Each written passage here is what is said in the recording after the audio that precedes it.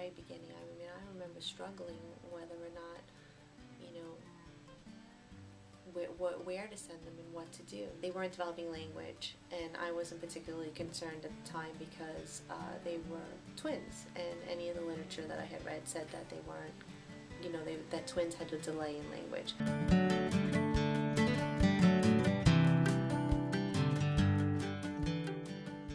The day that I really got concerned, a friend of mine came in from Long Island, and we went to Clove Lake Park, and it was like my aha moment, because she came and she didn't see them very often, and we were in the park and there happened to be a lot of other kids that were their age playing, and she said, how come when you call them they don't come to you?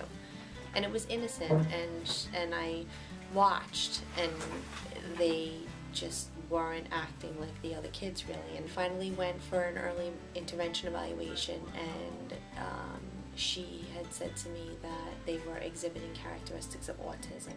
Autism is a neurological disorder. It has three primary areas of impact. It affects the children's ability to communicate, their ability to socialize or interact or relate to other people, their ability to process the world, or their sensory organization. You're hurting, Mom, Phil. You're hurting, Mom. Rachel, what do you have? Rachel, look at me. What do you have? Billy, sit in the chair. Billy started in the program with his sister when they were about 3 years old. Both kids were very clearly on the spectrum. Both were nonverbal, and both began in our Little Miracles preschool getting applied behavior analysis. In the beginning, the early intervention team came to the house, and at one point we had 13 therapists in and out of the house. 6 months later they came to Eden, and things started really to take off at that time. Billy and I were working on reciprocal imitation.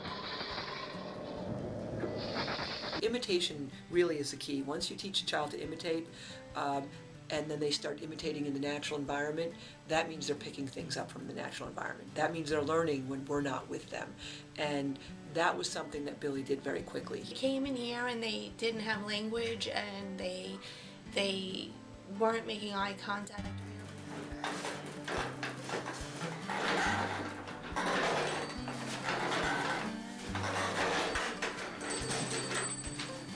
Billy. Hey, Billy. Billy. Billy. Billy. Hey, Billy. Billy. Billy. Billy. Billy. Hi.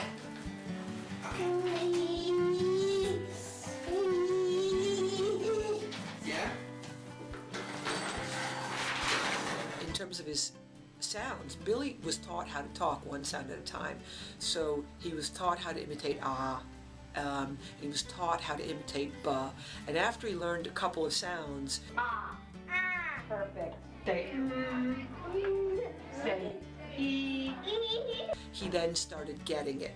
It's been a long road, and there's been a lot of crisis moments along the way, but Eden's really been the backbone, you know, the support beam, if you will, because if you take that out of the equation, I'm not really sure where we would be today. When you looked at the two of them, and both of them have very different outcomes, both of them are doing well. Billy is a lot more verbal and a lot more social, and you could actually see the, because he had what was called shared affect. So when I was working with him, if I would smile, he would smile. When you meet Billy and Rachel, you know that they're brother and sister because they look alike, and in some ways they actually even act alike. The difference really for me is that I always believe or feel with them that Billy wants to hang out with people. Billy wants to socialize with just about anybody. He loves giving tours of the program. I have the special responsibility of taking important people on tours when they visit.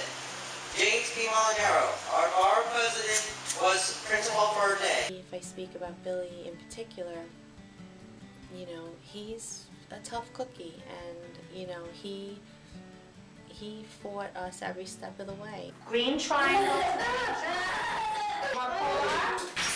Oh, Bill.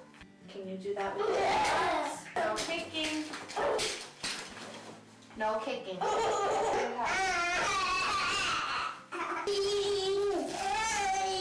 Hey, Billy. You like that? Billy? Billy? Billy? Hey, Billy. Okay. Rachel has autism, and she knows that she has autism because she'll say that she does, but it doesn't affect her. There's always been constant progress since we've been in the school. You know, just being able to go and get a manicure and pedicure with my daughter, you know, and then have lunch, you know, and just have a girly day. To go into a nail salon and for her to actually be able to look and say, you know, Mom, I want pink nails. I had that footage of her when she's little and just constantly trying to get her to turn around and respond to me and look at me, and now she's, you know, a 13-year-old, and I'll say to her, Rachel, and she turns around and says, what, Mom? What they both achieved is unbelievable. Both of them have reached milestones that honestly I could never have predicted for them. Right now, the sky's the limit, and I never would have been able to say that 11 years ago, where 11 years ago I was unsure of what the future held. I plan to be a successful CEO of my company. And who knows, maybe someday when Billy is the CEO of his own company, he'll be able to make some nice contributions to Eden too. In addition to having really good educational programs, those programs were carried out in the home. I touch with my Hands. spell hands. Hands. Love my mommy. You can see that Diane really understands applied behavior analysis, and it's a way of life for her with both Billy and Rachel, and that's one of the keys to the success for both of them. You look at some of the old videos and see how far he's come. It's amazing. The types of outcomes are all different, but the level of support and the level of commitment of the staff here is the same. My proudest moment as a mother yet was to see him speak at the borough president's State of the Address, and that he got a standing ovation was amazing. This year, I was principal for the day. When Bully started at Eden 2, he was a very, very different boy. I saw Billy walk up on stage in front of hundreds of people with spotlights shining on him, independently take that microphone. I was blown away.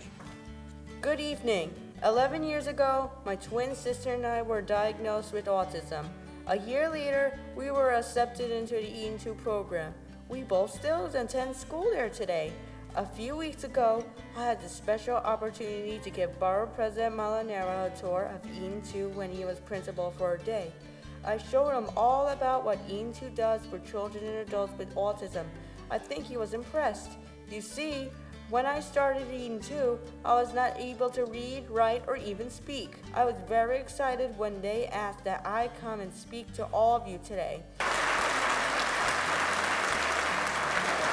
It's come a very long way, and I have to say it's thanks to Eden. It really is. A lot of hard work, a lot of perseverance, a lot of patience on the part of everybody, my family, and well, when I say my family, honestly, Eden is part of that. I was really proud of him. Ultimately, you know, our goal at Eden 2, when we get a child in the program, is to really work hard. We want these kids to be able to live independently and really have the highest quality of life. That's why early intervention programs give children with autism and their families hope and the chance for a happy and more independent life.